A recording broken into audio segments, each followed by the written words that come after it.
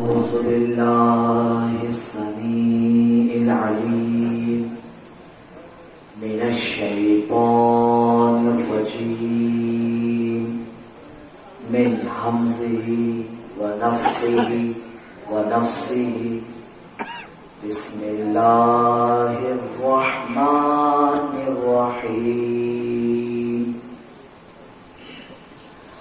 الحمد لله رب العالمين والصلاة والسلام على سيد الأنبياء والمرسلين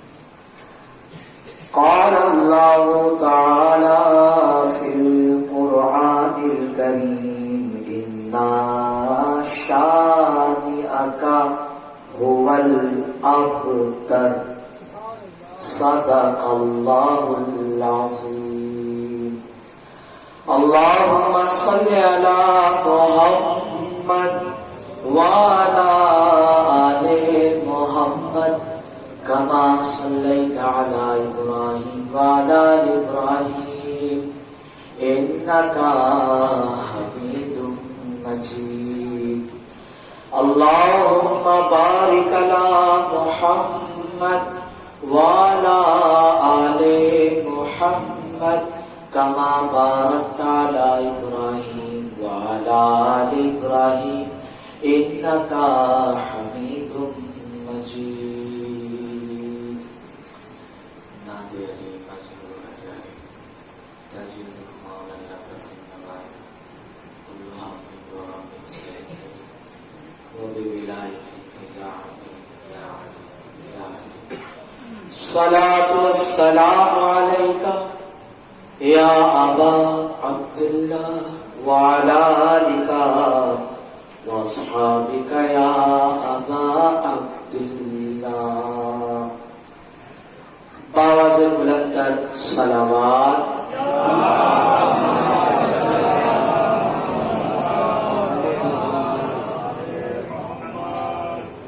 ایک مرتبہ اور محبت کے ساتھ بلند صلوات اللہم صلی علی محمد وعلی آل محمد وبارک وسلم صلاۃ و سلام علیک یا مکی یا مدنی یا ہاشمی یا رسول اللہ صلی اللہ علیہ وآلہ وسلم۔ دینی بھائیوں، بزرگوں اور دوستوں، اللہ پاک کی توفیق اور اس کے فضل و کرم سے پچھلی رات جو ہماری محفل ہوئی اس میں میں نے جس چیز کی آپ کو ایک ریکویسٹ کی تھی اس کو خیال رکھیے، بس یہ کہنا چاہتا ہوں، بھولنا نہیں، اس میں آپ کا اپنا فائدہ ہے۔ اللہ پاک نے چاہا تو اس عمل کی برکت سے آپ کو خود اس بات کا احساس ہو جائے گا کہ کتنی قیمتی چیز اور کتنا قیمتی وظیفہ جو ہے وہ آپ کے ہاتھوں میں۔ اللہ پاک ان اعمال کی برکت سے ہماری دنیا و آخرت بہتر کر دے، آمین۔ آپ حضرات کو میں نے یہ بات کہی تھی پچھلی رات میں کہ جب رسول خدا صلی اللہ علیہ وآلہ وسلم کے دونوں شہزادے جناب ابراہیم اور قاسم اس دنیا سے چلے گئے تو لوگوں نے آپ کو تانا دیا اور اللہ نے اپنے محبوب کو تسلی دی اور جناب زہرا عطا فرمائی۔ یہ بات آپ سن چکے۔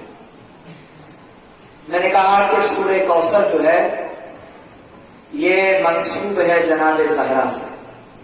ائمہ اہل بیت اپنی نمازوں میں سورہ کوثر کی تلاوت کیا کرتے تھے، تو جو محبان اہل بیت ہیں وہ بھی اس کی اپنی عادت بنا کہ جب بھی کوثر پڑھو گے تو جناب زہرا یاد آئے گی سمجھ رہے ہیں آپ؟ اور جب بھی جناب زہرا یاد آئے گی تو ان کی آل اولاد کی قربانیاں ہمیشہ ہماری نظروں میں رہے گی. ہم کبھی اسے بھولیں گے نہیں اور کبھی دھوکے باز نہیں نکلیں گے. اس صورت میں اللہ رب العالمین نے یہ بات بھی بیان فرمائی ہے. بسم اللہ الرحمن الرحیم. انا اعطیناک الکوثر فصلی لربک وانحر. محبوب ہم نے آپ کو کوثر دی. اس کی الگ الگ تفسیریں ہیں. اگر میں یہ کہوں کہ اے محبوب آپ کو ہم نے خیر کثیر دیا، محبوب ہم نے آپ کو فاطمہ عطا فرمائی. فصلی لربک وانحر. تو اس نعمت پر جو ہم نے آپ کو دی ہے تو آپ اپنے رب کے لیے نماز پڑھیے اور قربانی دیجیے.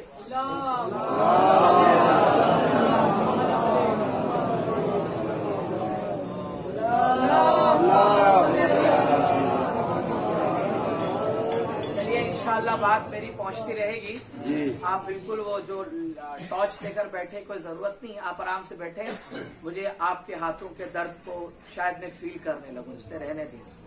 وہ آ جائے گی اپنے وقت پہ. بات جب سناٹا رہے گا بات پیچھے انشاءاللہ آرام سے پہنچ جائے گی. تو اللہ پاک نے اپنے محبوب سے کہا کہ جب ہم نے آپ کو فاطمہ دی ہے تو اس نعمت کے شکرانے پر آپ نماز پڑھیے. فصلی نماز پڑھیے، وانحر اور قربانی دیجیے. آپ یقین جانیے اس آیت کی پوری تفسیر ہے حسین ابن علی. سمجھ رہے آپ؟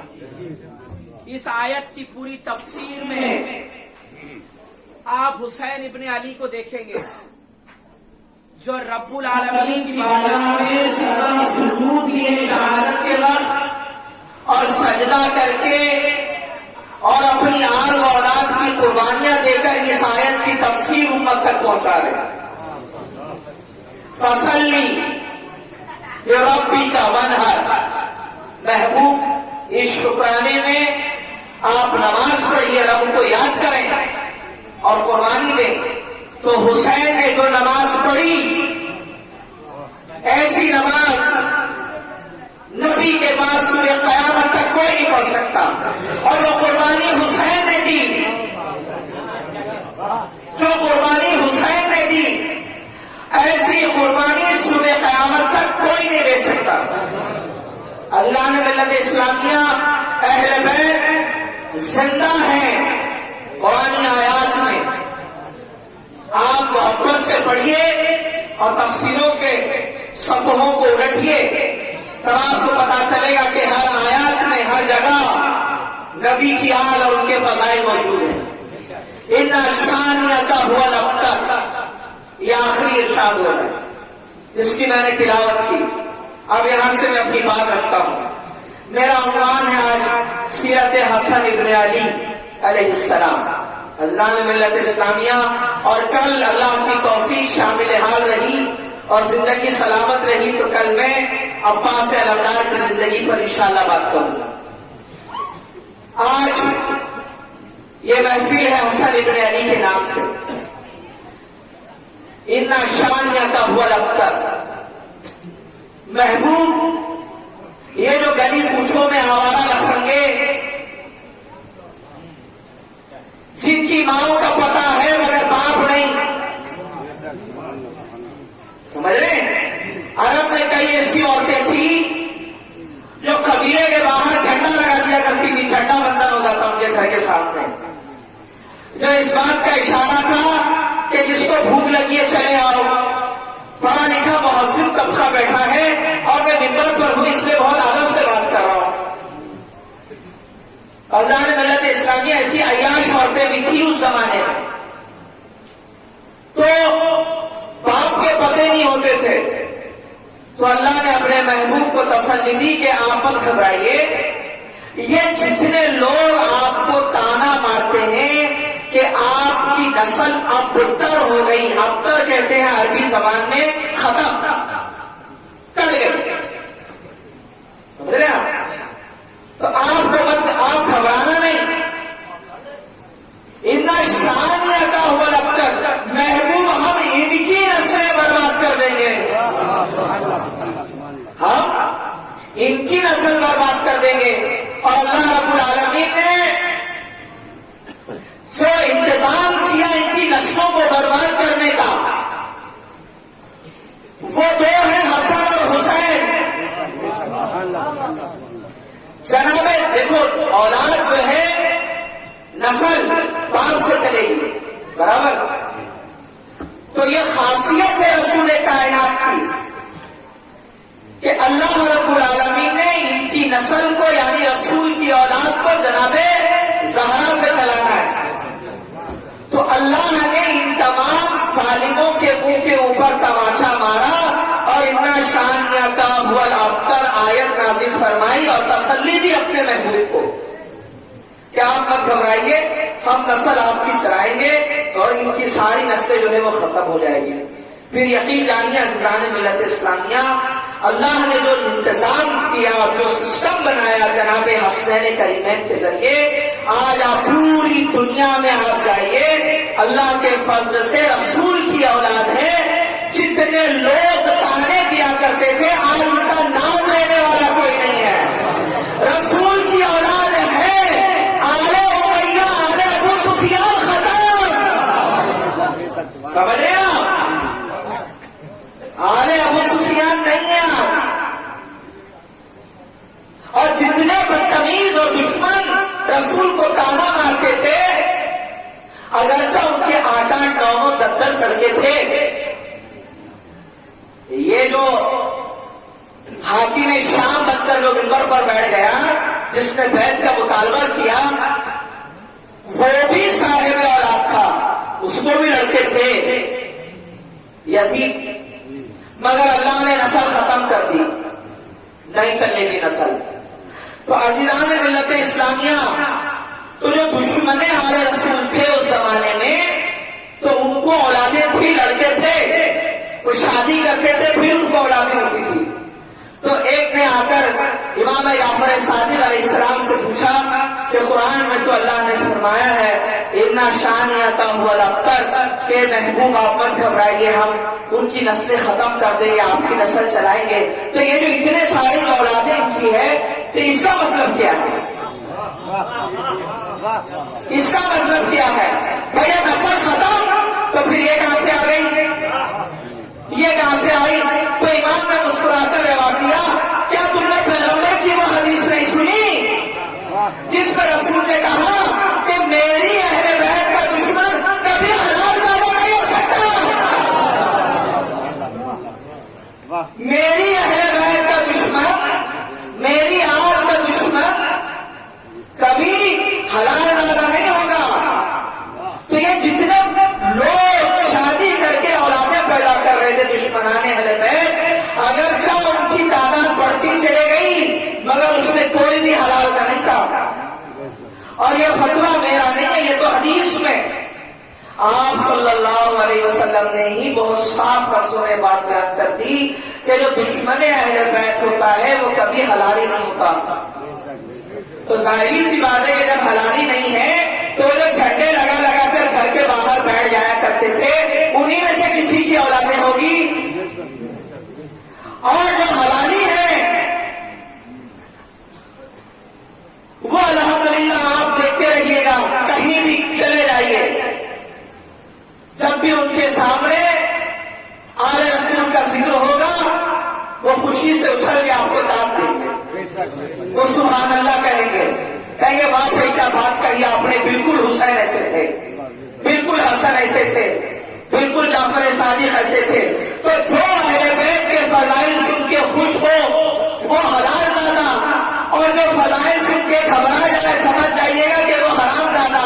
اب یہ گالی میں نہیں دے رہا ہوں، اس کو گالی نہ سمجھیے گا، یہ تو ایک پہچان ہے، سرٹیفکیٹ، اس کو گالی نہیں کہیں گے آپ. عزیزان ملت اسلامیہ، اللہ رب العالمین نے حسنین کریمین عطا فرما کے رسول اللہ کو جناب زہرا کے ذریعے پوری امت کے اندر آل رسول کو نافذ کیا. یاد رکھیے اگر یہ نہیں ہوتے تو زمین سبزیاں اگانا چھوڑ دیتی, آسمان برسات نازل کرنا چھوڑ دیتا, آسمان کی تمام تر نعمتیں, زمین کی تمام تر جو نعمتیں ہیں, یہ ساری نعمتیں اہل بیت کی وجود کی وجہ سے, اور زمین سے اگر سادات کا وجود ختم ہو جائے تو یوں سمجھ لیجیے گا کہ قرب قیامت کی شروعات ہو گئی. اللہ اللہ, جو پہلی نعمت جو اللہ رب العالمین نے جناب زہرا کو عطا فرمائی, اس عظیم نعمت کا نام ہے حسن ابن علی علیہ السلام. ایک دفعہ جناب ام الفضل نے خواب دیکھا, ہمارا بھی خواب دیکھتے ہیں. خواب کا قانون یہ ہے کہ کبھی کبھار خواب بڑے حسین ہوتے ہیں, تعبیر اس کی الٹی ہوتی ہے, اور کچھ خواب اتنے خطرناک ہوتے ہیں مگر تعبیر اس کی بڑی اچھی ہوتی ہے. یہ خوابوں کا جو علم ہے یہ اللہ نے نبیوں کو عطا فرمایا, اور اللہ بھی جس کو چاہے اس کو عطا فرما دے. عام انسانوں کو خواب کا بھی بیان نہیں کرنا چاہیے, یہ اصول یاد رکھیے. جو ماہر ہیں اس سے بات کریں. تو خواب دیکھا ام فضل نے, وہ کہتی ہیں کہ یا رسول اللہ میں نے خواب دیکھا کہ آپ کے جسم مبارک کا ایک حصہ کاٹا گیا. دیکھیے خواب ڈراؤنا ہے کہ رسول کے جسم کا ایک حصہ نکالا گیا اور میری جھولی میں ڈال دیا گیا. میں گھبرا کے اٹھ گئی اور دوڑے چلے آئی, اور صبح فجر کے بعد اللہ کے نبی علیہ السلام کی یہ عادت ہوتی تھی کہ نماز فجر کے بعد وہ صحابہ کے درمیان بیٹھتے اور پوچھتے, ہاں بھائی بتاؤ کسی نے کوئی خواب دیکھا ہے؟ تو جو وہ خواب دیکھتے تھے اور حضور اس کی تعبیر بتایا کرتے تھے. تو یہ نماز پڑھنے کے بعد ام الفضل کھڑی ہو گئی, کہا یا رسول اللہ میں نے بھی خواب دیکھا ہے. کہا کیا خواب دیکھا؟ کہ ایسی سی بات ہے. گھبرا گئی. میں نے جو خواب دیکھا کہ آپ کے جسم کا ایک حصہ کاٹ دیا گیا اور میری جھولی ملا کر دے دیا. میں گھبرائی ہوئی. آپ صلی اللہ علیہ وسلم نے مسکرا دیا اور مسکرا کر کہا گھبراؤ نہیں, یہ خواب بڑا اچھا ہے. اچھا خواب ہے. کہا اس کی تعبیر کیا ہے؟ کہا میری بیٹی فاطمہ کو اللہ اولاد عطا فرمائے گا, اور جو اولاد اسے ملے گی وہ تمہاری جھولی میں کھیلے گی. میری بیٹی فاطمہ کو اللہ اولاد عطا فرمائے گا اور وہ اولاد تمہاری جھولی میں کھیلے گی. ہوا یہی عزیزان ملت اسلامیہ, رمضان کی 15 تاریخ تھی, رسول خدا صحابہ کے درمیان بیٹھے ہوئے تھے, گفتگو فرما رہے تھے. اچانک ایک آیا, اس نے رسول خدا سے کہا یا رسول اللہ مبارک ہو, جناب زہرا کے گھر میں اولاد ہو گئی ہے. یا رسول اللہ مبارک ہو, جناب زہرا کے گھر میں اولاد ہوئی ہے. جب اولاد کی خوشخبری سنی, فرماتے ہیں صحابہ اللہ کے نبی بڑی تیزی سے اٹھے, مجلس میں بڑی تیزی سے اٹھے اور تیزی کے ساتھ روانہ ہوئے جناب زہرا کے گھر کی طرف. اور جیسے ہی پہنچے اللہ کے نبی تو جناب زہرا کے گھر میں جو چاند آیا, جو چاند جناب زہرا کے گھر میں اترا, اللہ اللہ, اس چاند کو اپنے ہاتھوں میں لیا اور اسے پیار کیا اور کہا کہ یہ میرا بیٹا ہے. دیکھیے حسن نبی کے بیٹے ہیں اور یہ فیصلہ قرآن میں ہے, ابنانا و ابناؤکم, یہ یہاں سے دلیل ہے. سمجھ رہے ہیں آپ آیت مباہلہ. تو اللہ نے ملت اسلامیہ, تو جب رسول نے کہا یہ میرا بیٹا ہے تو حضور کو اب اختیار ہے کہ اس کا نام رکھے. علی نے نام نہیں رکھا, جناب زہرا نے نہیں رکھا, نام رکھ رہے ہیں رسول خدا. اور کیا کہا میں اس کا نام رکھتا ہوں حسن. یہ وہ انوکھا نام ہے جو آج تک اسلامی تاریخ میں رسول خدا کی اور اس سے پہلے کسی نے اپنی اولاد کا نام نہیں رکھا. سمجھ رہے ہیں آپ؟ کسی نے آج تک حسن نام اپنے بچوں کا نہیں رکھا، یہ حضور نے رکھا اپنی اولاد کا نام حسن۔ تو جب لوگوں نے پوچھا کہ آپ نے حسن نام رکھا کیوں، تب آپ نے کہا کہ حسن جو میں نے نام رکھا ہے یہ نام ہے ہارون کے بیٹے شبر کا۔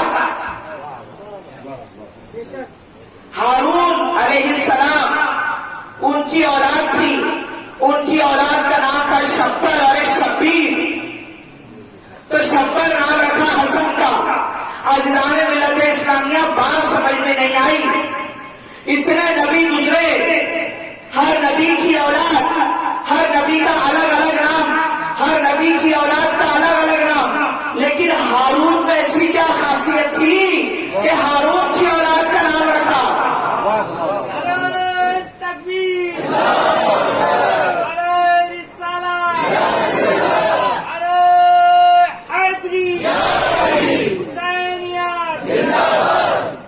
سمجھنے والی بات ہے نہیں بھائی؟ جناب ہارون میں ایسی کیا کوالٹی تھی کہ ان کی اولاد کا نام سلیکٹ کیا گیا اور رسول اللہ نے اپنے بچے کا نام رکھا؟ ہمیں یہ بات اس وقت سمجھ میں آئی جب رسول اللہ نے علی کو مخاطب کر کے کہا تھا، اے علی کیا تو اس بات سے خوش نہیں ہے کہ تیری اور میری نسبت موسیٰ اور ہارون کی طرح ہے؟ جیسے موسیٰ کے نائب ہارون ایسے میرا نائب تو اللہ کے رسول نے ہارون کی اولاد کا نام رکھ کر دنیا کو بتا دیا کہ لوگوں یاد رکھنا، اگر علی کبھی بھول گئے تو شبیر اور شبر کے ذریعے یاد رکھنا کہ میں نے یہ نام اس مسیح کا لیا ہے، میں نے یہ نام اس مسیح کا لیا ہے جس کو اللہ نے موسیٰ کے لیے منتخب کیا۔ اللہ نے ملت اسلامیہ شبر، اللہ کے نبی کی ایک ایک بات میں حکمت ہے، ان حکمتوں کو پہنچنے والا بندہ ولایت کے عظیم منصب پر ہوتا ہے، اگر وہ چند موتی نکالے اور امت تک پہنچا دے تو پھر ہم اور آپ جیسے فقیروں تک یہ بات پہنچتی ہے، ورنہ سینکڑوں کتابیں لکھی جاتی ہے، سینکڑوں حدیثیں ہیں، مگر ان حدیثوں میں چھپے ہوئے راز اور حکمت کی باتیں نکالنے کا ہنر کسی کسی کو ملتا ہے۔ اجداد ملت اسلامیہ یہ نام سلیکٹ ہوا اور آپ صلی اللہ علیہ وسلم نے خود اپنے ہاتھوں سے حقیقہ کیا۔ جناب زہرا نے بچے کے سر سے بالوں کو تراشا اور اس کے وزن کے مطابق چاندی صدقہ کیا۔ چاندی کیوں؟ اہل علم فرماتے ہیں کہ اس زمانے میں یہ رسول اللہ کا انصاف تھا کہ ایک طرف چاندی ہے اور ایک طرف سونا ہے، مگر سونے کے اوپر جو قابض تھے وہ امیر لوگ تھے جو سونوں کے اوپر قابض تھے، تو رسول اللہ نے غریبوں کا خیال رکھتے ہوئے حسن کے صدقے میں امت کو یہ بات پہنچا دی کہ میں وہ رسول ہوں جو غربت کے ساتھ رحم دلی کے لیے بھیجا گیا ہوں۔ اگر میں یہ اعلان کر دوں کہ صرف سونا ہی صدقہ کرنا ہے تو لوگ حقیقت کرنا چھوڑ دیں گے، اور جب چھوڑ دیں گے تو حسن کی ایک جو سنت ہے، حسن کی جو ایک نشانی ہے وہ امت سے ختم ہو جائے گی۔ تو حسن کی یاد کو برقرار رکھنے کے لیے رسول نے آسانی پیدا کی اور امت سے کہا کہ سونا نہیں ہے تو چاندی اتار دو اور چاندی امت میں صدقہ کرو اپنے بچوں کے سر کے وزن کے مطابق۔ کتنے رحمدل رسول ہیں اور کس انداز میں اپنی اولاد کے توسل اور وسیلے سے امت کے لیے آسانیاں پیدا کر رہے ہیں، امت کے لیے آسانیاں پیدا کر رہے ہیں۔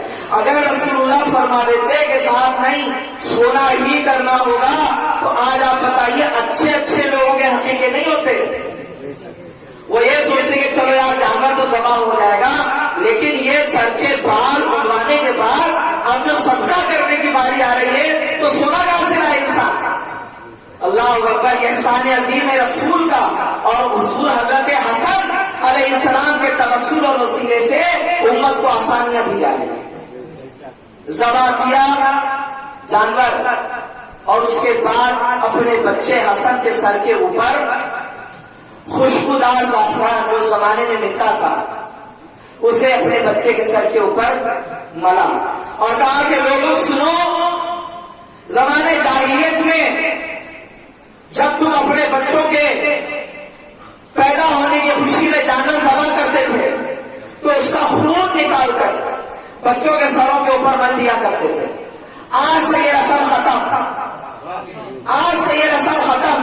اب دیکھیے گا رسول آ رہے ہیں رسموں کو مٹانے، اور رسول حسن کے ذریعے ان کے توسل سے زمانہ جاہلیت کی گندگی اور غلاظت کو اکھاڑ کر پھینک رہے کہ آج سے اب اپنے بچوں کے سروں کے اوپر کوئی خون نہیں ملے گا. عزیزان ملت اسلامیہ، حسن ابن علی، اللہ اکبر، کمال کی سیرت، کمال کی عصمت، اور علم کے معاملے میں اگر ہمارا بات کر لیں تو میں تو انشاءاللہ اس کے سلسلے میں ابھی آپ سے بات کروں گا. لیکن ایک چیز دیکھیے گا، حسین ابن علی کی اولادوں میں اللہ رب العالمین نے جتنے امام پیدا کیے وہ سب کی عظمت برکت اپنی جگہ. اس کا مطلب یہ نہیں ہے کہ حسن کی اولادوں میں کوئی امام نہیں تھا. حسن کی اولادوں میں امامت ہے، ولایت بھی ہے، مگر قدرت کا ایک نظام تھا کہ حسن کے اولادوں میں سب سے اخیر میں جو آئے گا، سب سے اخیر میں جو آئے گا، جو دنیا کو نجات دلائے گا ظلم سے، وہ اولاد اللہ نے رکھی حضرت حسن کے اندر. اور دنیا جسے جانتی ہے امام مہدی کے نام سے. عزیزان ملت اسلامیہ، کوئی یہ نہ سوچے کہ حسن کے بچوں میں امامت نہیں تھی. اگر نہیں تھی تو پھر مہدی کس کا بیٹا ہے؟ دنیا کو ماننا پڑے گا کہ صرف حسین کے بیٹے امامت نہیں بلکہ حسن کے بیٹوں میں بھی امامت ہے. اور امامت کی سب سے آخری کڑی جناب مہدی حسن کا بیٹا ہے.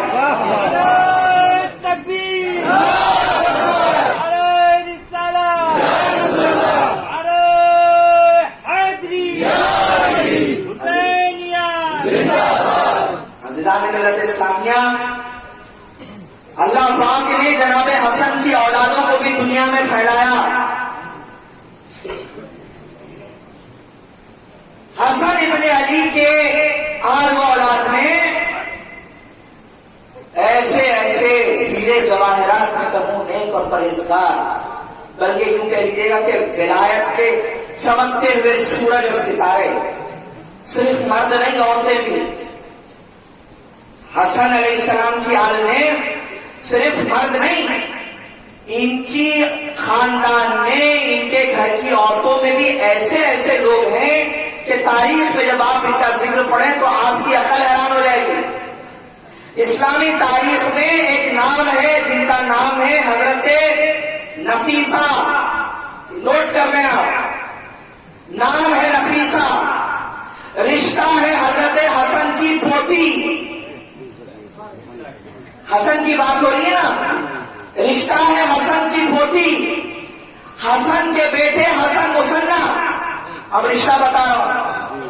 حسن کے بیٹے حسن مصنع اور ان کے بیٹے عبداللہ المحض اور ان کی بیٹی ہے نفیسہ. اللہ اکبر. یہ امام شافعی کے زمانے کی ہیں. یعنی امام شافعی کا انتقال سن 150 ہجری میں ہوا. 150 ہجری میں امام شافعی کا انتقال ہو گیا. تو یہ 150 سال یعنی امام شافعی کے زمانے کے ہیں. اس زمانے میں حضرت نفیسہ. عزیزان ملت اسلامیہ، کیا کمال کی بابرکت خاتون، اور کیوں نہ ہو حسن کی پوتی ہے، حسن کی پوتی ہے. آپ کے گھر کے آس پاس میں یہودی تھا، اور یہودیوں کے بارے میں آپ سب جانتے ہیں کہ اسلام کے کتنے سخت مخالف ہیں. وہ آج بھی مخالف ہیں. وہ ایک منٹ کے لیے آپ کو برداشت نہیں کر سکتے.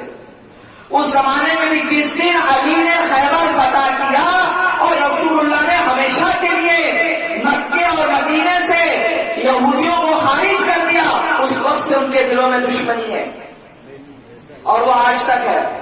لیکن ہزار دشمنی کے باوجود یہودیت، نصرانیت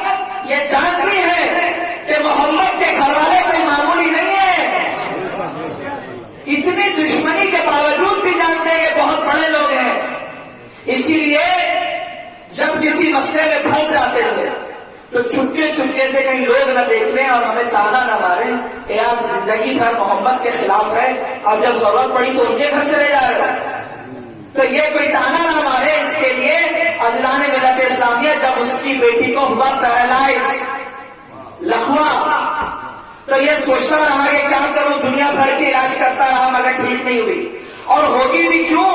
کیونکہ قدرت نے علاج کہیں اور رکھا ہے۔ زہرا کی بیٹیاں بھی شفا بانٹے گی۔ عدلان ملت اسلامیہ یہ پریشان ہوا کیا کروں؟ دیکھیے اگر باپ کی بیٹی لگڑی لولی ہو تو باپ وہی آدھی موت پر جاتا ہے، کیونکہ جیسے جیسے یہ جوان ہوگی تو اس کو فکر ہوگی کہ لنگڑی اپاہج کو لے کے جائے گا کون، اس کے لیے لاکھوں روپیہ ڈال کر ٹھیک کرنے کی کوشش کی جاتی ہے۔ اس نے بھی وہی کیا، اس زمانے کے جتنے پیسے لگتے تھے لگائے، مگر صاحب وہ لکھنؤ پیرالائز ٹھیک نہیں ہوا۔ ایک دفعہ چپکے سے جناب نفیسہ کے گھر پہنچا، اللہ اللہ کیا شان ہے حسن ابن علی کی پوتی کی، وہ عظیم شہزادی وضو کر رہی تھی باہر، اور کہا شہزادی کسی سے کہیے گا نہیں میری بیٹی ہے بیمار، بہت علاج کر دیا مگر ٹھیک نہیں ہوتی، آپ دعا کر دیں اللہ ٹھیک کر دے گا۔ کیا کریم خاندان کے لوگ ہیں، کسی سے مسلک نہیں پوچھتے کہ تو کون سے مسلک اور فرقے سے آیا ہوا ہے۔ یہ اہل بیت کی شان ہے کہ مصیبت زدہ آئے تو دعائیں کرتے ہوئے کبھی نہیں پوچھا کہ صاحب تمہارا مسلک کیا ہے اور تم کس مذہب اور عقیدے سے تعلق رکھتے ہو۔ اللہ اکبر۔ جناب نفیسہ نے کہا کہ رک جا، سکون کے ساتھ وضو کیا، وضو کرنے کے بعد جب تھوڑا سا پانی بچ گیا تو کہا ادھر آ اور یہ پانی لے جا، اپنی اولاد کے اوپر ڈال دینا۔ وہ چپ چاپ پانی لے کر گیا۔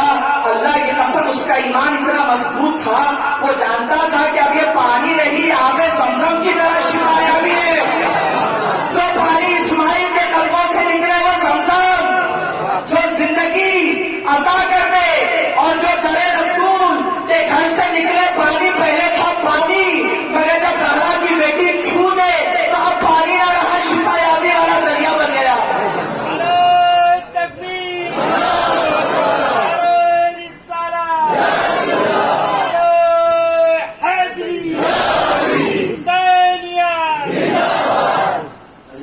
اسلامیہ چپ چاپ لے گیا اور اس نے وہ پانی جیسے ہی اپنی بیٹی کے اوپر ڈالا، اللہ اکبر، اللہ نے فوراً اس کو شفا عطا فرمائی، شفا ہو گئی، صاحب وہ لڑکی ٹھیک ہو گئی۔ اور اس کے بعد اس یہودی نے جناب حسن ابن علی کی پوتی کے حوالے سے پورے گاؤں میں مشہور کر دیا کہ لوگوں یہ حسن کی جو پوتی ہے اس کو معمولی نہیں سمجھنا، یہ وہ ہے کہ جس نے میری مردہ بیٹی کو زندگی عطا فرما دی۔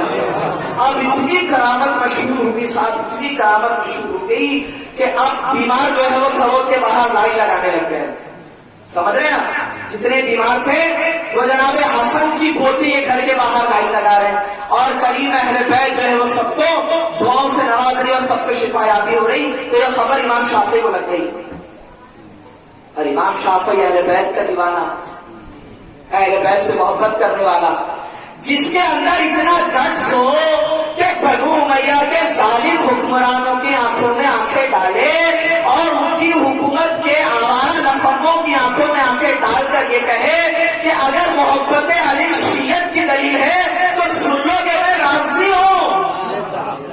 دیکھیے وکالہ رفض کی آواز آئی ہے وہاں پر۔ عدلان ملت اسلامیہ جب امام شافعی کو پتا چلا کہ یہ اتنی بڑی ذات ہے تو امام شافعی ان کے دروازے پر پہنچے، اور پھر ان کے دروازے پر آنے جانے کا سلسلہ چلتا رہا۔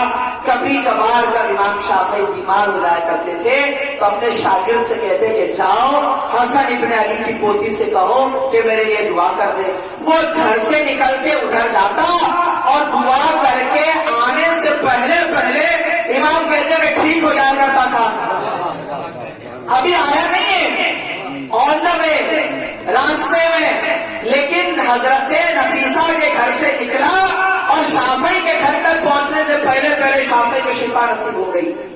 اب ایسی عقیدت امام شافعی کی ان کے دل میں بیٹھ گئی، امام شافعی کے دل میں ان کی عقیدت ایسی بیٹھ گئی کہ ایک دن ہو گئے صاحب بہت سخت بیمار ہو گئے.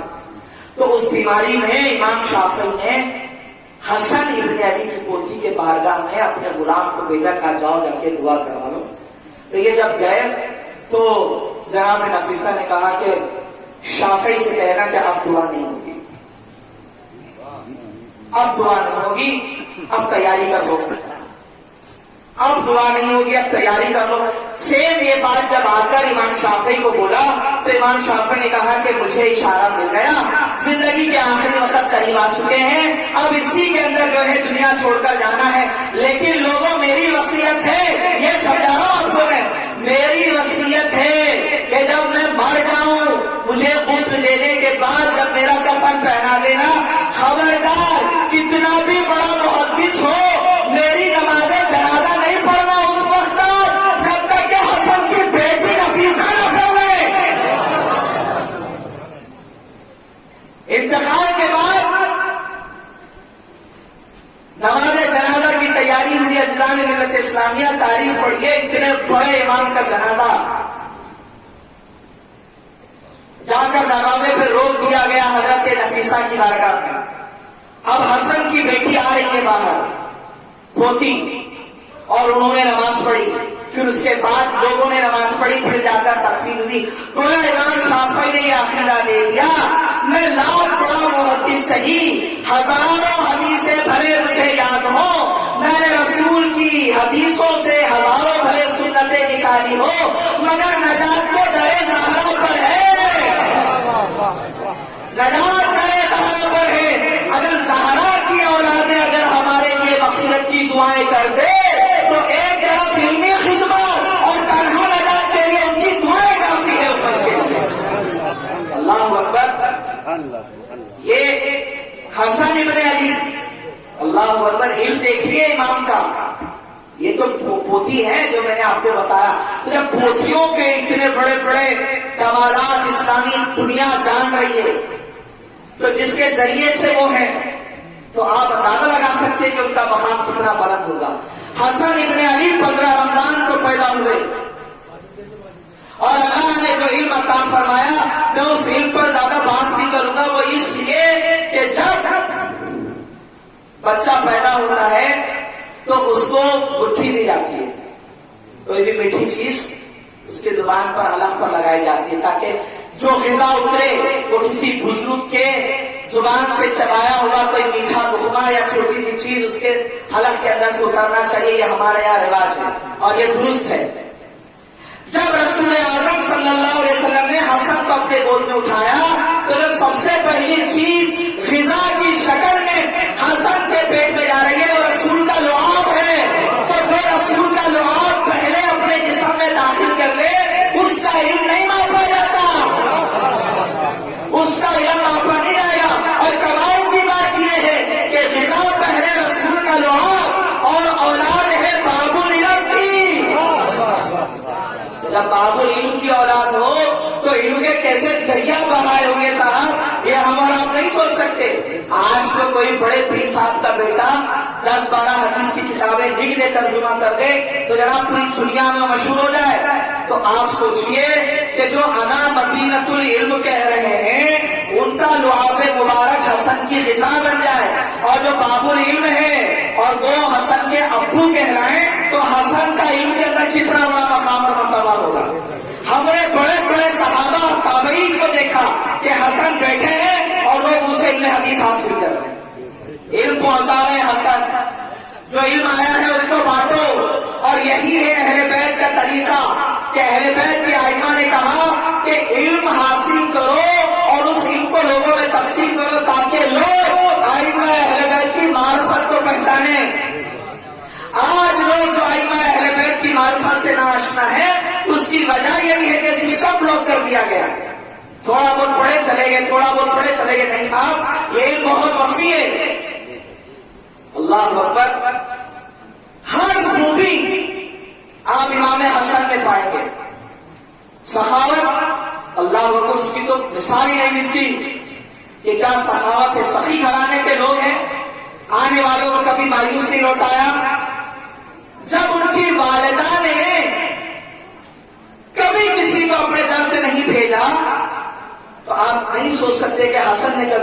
لوٹایا ہوگا.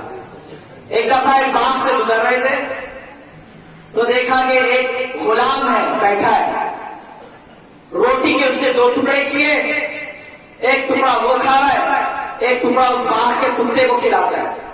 حسن نے یہ منظر دیکھ لیا, امام ہے وہ منظر دیکھ رہے ہیں. امام نے قریب آ کر کہا کہ یہ باغ کا مالک کون ہے اور تو کون ہے؟ کہا کہ باغ کا مالک فلاں ہے اور میں یہاں کا خادم ہوں, اس کا نوکر ہوں. کہا اچھا یہ تو کیا کر رہا ہے؟ کہا کہ امام میں آدھی روٹی کھاتا ہوں اور ایک ٹکڑا اس کتے کو کھلاتا ہوں. کہا کیوں؟ کہا اس لیے کہ میں نہیں چاہتا کہ یہ اللہ کی مخلوق ہے اور اس کے سامنے میں کھاؤں اور اپنا پیٹ بھر لوں اور یہ بھوکا رہے, یہ بھوکا رہے. تو امام کو اتنی پسند آئی یہ بات, تو امام نے کہا کہ سو ادھر ہی بیٹھ, جانا نہیں یہاں سے جب تک میں لوٹ کر نہیں آؤں. امام گئے, اس باغ کے مالک کا پتہ کیا, کہاں رہتا ہے. امام نے کہا سنو تمہارا باغ کتنی قیمت کا ہے؟ کہا امام اتنی قیمت کا. منگایا, پیسے دیا اور کہا کہ آج سے باغ میرا, میں نے خرید لیا. کہا ٹھیک ہے امام, اچھا یہ بتا اس کی رکھوالی کرنے کے لیے جس کو بٹھایا ہے وہ تیرا غلام ہے, اس کی کیا قیمت ہے؟ کہا امام اس کی اتنی قیمت ہے. امام نے وہ پیسے بھی دیے اور کہا کہ اس کو آج سے میں نے خریدا, میرا غلام. امام اب بن گئے اس باغ کے مالک, امام بن گئے اب اس کے آقا. اب امام آ رہے ہیں باغ میں اور امام نے کہا کہ سن یہ باغ میں نے خرید لیا, یہ بھی میں نے خرید لیا, اب میں تجھے کرتا ہوں آزاد, تو چلا جا. اس زمانے میں آزادی بہت بڑی نعمت تھی. غلام سے کہہ دو کہ آزاد ہو جاؤ, پھر اس سمجھے اس کو دنیا میں جنت مل گئی. جب وہ خوشی خوشی جانے لگا تو امام نے کہا جلدی کیا کرتا ہے, ادھر آ, یہ باغ بھی میں نے خریدا اور آج کے بعد اس باغ کا مالک حسن نہیں تو ہے. یہ سخاوت ہے امام کی, سخاوت دیکھیے امام کی کہ باغ بھی خریدا, غلام بھی خریدا اور غلام کو صرف مایوس جانے نہیں دیا, دل خوش کر کے بھیجا کہ آج سے اس کا مالک بھی تجھے. اور کیوں نہ ہو, رسول کائنات نے فرمایا ہے کہ میرا بیٹا سردار ہے, یہ سردار ہے. پوری امت رسول اعظم کو سردار کہے, صدیق اکبر رسول کو سردار کہے, عمر رسول کو سردار کہے, دنیا کے سارے اولیاء رسول کو سردار کہے, مگر رسول جس کو سردار کہے وہ حسن ہی ہے. یہ میرا بیٹا سردار ہے, سردار ملت اسلامیہ.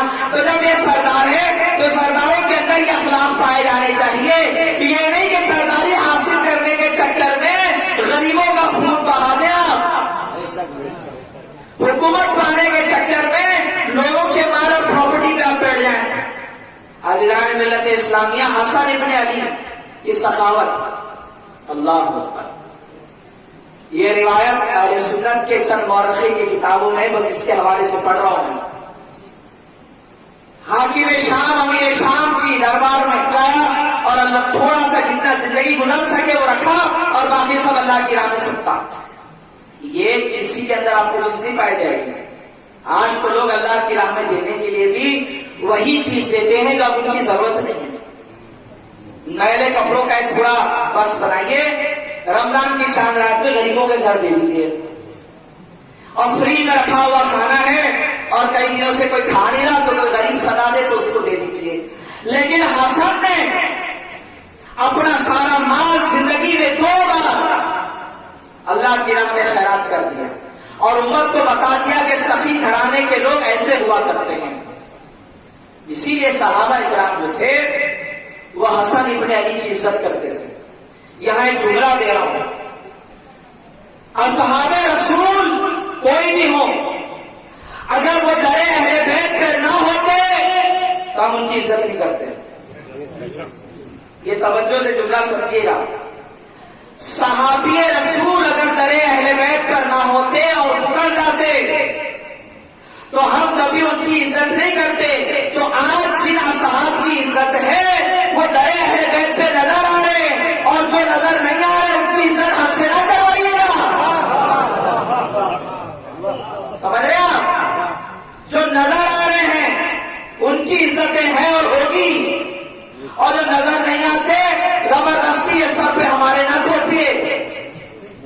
عزیزان ملت اسلامیہ، سکون سے رہیے، جینے دیجیے اور خود بھی جیو، لیکن اگر آپ زبردستی کچھ منوائیں گے تب ہم وہ ساری چیزیں کھول دیں گے، پھر بعد میں جب شرمندگی ہوگی آپ کو تب آپ سوچیں گے کہ یار نہ چھوڑتے نہ یہ رسوائیاں ہوتی۔ تو عزیزان ملت اسلامیہ، اصحاب رسول اہل بیت کے قدردان حضرت ابو ہریرہ ایک دفعہ اپنا کام کر رہے تھے، آج بھی مصروف ہو جاتا ہے کام کرتے کرتے، دھیان نہیں دیتا، تو اگر سامنے سے جاتے جاتے جو سلام بھی کر لے تو کبھی کبھار سلام سنائی نہیں دیتا ہے، وہ بعد میں بتانا پڑتا ہے بھائی اس نے آپ کو سلام کیا۔ ایسا ہی ہوا کہ ایک دفعہ حسن پاس میں سے گزرے، جناب ابو ہریرہ کچھ کام کر رہے تھے، مصروف تھے، حسن نے بڑھ کر سلام کر دیا، ابو ہریرہ نے سنا نہیں۔ بعد میں لوگوں نے کہا کہ اتنا بڑا غلط کام کر دیا آپ نے، کہا کیا ہوا؟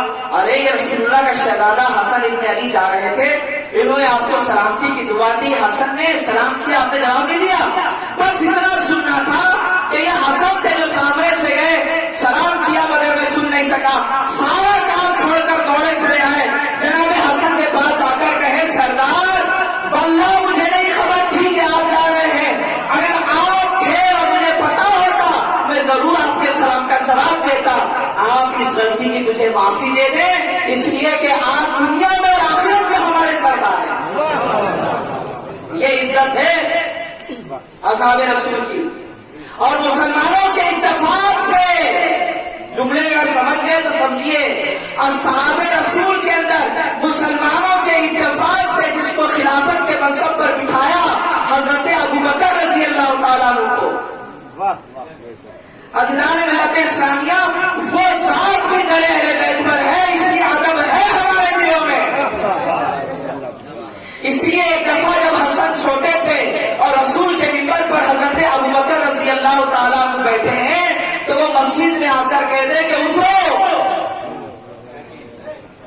اس منبر سے، یہ میرے نانا کا ہے، کوئی اور ہوتا تو شاید پلٹ کے حسن کو جواب دیتا، مگر چونکہ سچائی تھی منبر رسول کا ہے اس لیے ابوبکر نیچے آئے، اور جب نیچے آئے تو تاریخ کے اندر الفاظ ہیں، ہر ایک نے لکھا کہ انتہائی ادب کے ساتھ حسن ابھی چھوٹے ہیں، ابوبکر عمر میں بڑے ہیں، مرتبے میں حسن بڑے ہیں، مگر عمر ابوبکر کی بڑی ہے، اس کے باوجود بھی جناب ابوبکر نے ہاتھ جوڑ کر کہا شہزادے بات تو بالکل صحیح ہے کہ یہ منبر میرا نہیں آپ کے نانا کا ہے، جو اتنا ادب اور احترام کر لے تو ان کا احترام تو بنتا ہے، سمجھ رہے ہیں آپ؟ اسی لیے پوری دنیا میں اہل سنت والجماع اتنا بہترین راہ اعتدال کا مسلک ہے کہ نہ تو یہاں پر غلو ہے کہ کسی کو چھال دیا جائے، اور نہ یہاں کسی کی توہین ہے کہ اس کے مرتبے کو گھٹا دیا جائے۔ گھر والوں کی عزت ادب اور احترام کے ساتھ ساتھ گھر کے باہر جو افراد ہیں وہ اگر در زہرا پہ نظر آ رہے ہیں تو ان سب کا ادب و احترام ہوگا اور ہوتا رہے گا، سمجھ رہے ہیں آپ؟ اللہ نے ملت اسلامیہ جناب ابوبکر حسن ابن علی نے جب کہا کہ اترو تو چپ چاپ اتر آئے، اور ایک دفعہ عصر کی نماز پڑھی علی کے ساتھ، اور جب باہر نکلے تو دیکھا کہ وہ حسن کو لیے جا رہے ہیں، تو چپ چاپ حضرت ابوبکر حسن کے پاس آئے اور ایسے بچے کو اٹھایا حسن کو اور سیدھا کاندھے پہ بٹھا لیا۔ میں پوچھوں گا ابوبکر اگر آپ چاہتے تو گود میں بھی بٹھاتے تھے، کاندھے میں بٹھانے کی ضرورت کیا ہے؟ تو یقیناً جواب دیتے نادان حسن کو جب بھی میں نے دیکھا تو رسول نے کاندھے پہ دیکھا، تو حسن کی جگہ کاندھے ہیں تو رسول نے کاندھے پہ حسنین کو بٹھا کر یہ بتا دیا کہ یہ وہ شہزادے ہیں کہ ان کو ہمیشہ رسول نے کاندھے پر بٹھایا ہے۔ اب بات سمجھ میں آئی کہ معین الدین نے کیوں کہا تھا کہ شاہ عشق حسین، ارے بادشاہ عشق حسین، بادشاہ کے لیے منبر ہوتے ہیں، تخت ہوتے ہیں، حسین اور حسن کے پاس تخت نہیں تھا، مگر غریب نواز نے ہند کی سرزمین سے کہا شاہ عشق حسین، بادشاہ عشق حسین، حسین کے پاس دنیا کا کوئی کرسی نہیں تھی، تو تخت تھا وہ حسین کے نانا کے کاندھے تھے جس پر حسین اور حسن ہمیشہ بیٹھا۔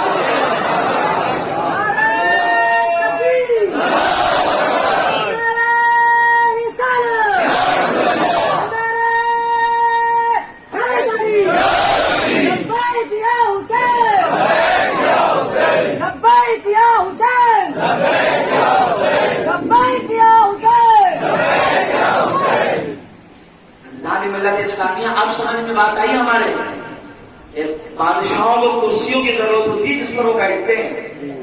حسین بادشاہ ہے، حسن بادشاہ ہے، اور اس سے بڑا تخت کیا چاہیے کہ رسول نے اپنے کاندھوں پہ لیے گھوم رہے ہیں.